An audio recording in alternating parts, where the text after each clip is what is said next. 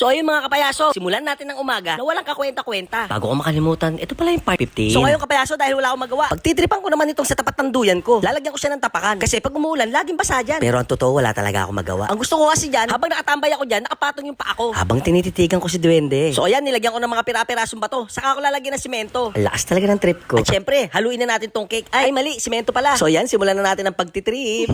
Alam niyo bang in progress pala ang ginagawa ko? Gusto ko pa kasing dagdagan yung palasyo nila Duwende. Ay, mali pala. Yung castle pala nila. So ayan, lagyan na natin ng semento. Kailangan maging pantay ito. Pag hindi pantay ito, nako, tatawanan ako nila Duwende. Pero syempre kapayaso, abangan niyo yung second castle nila Duwende.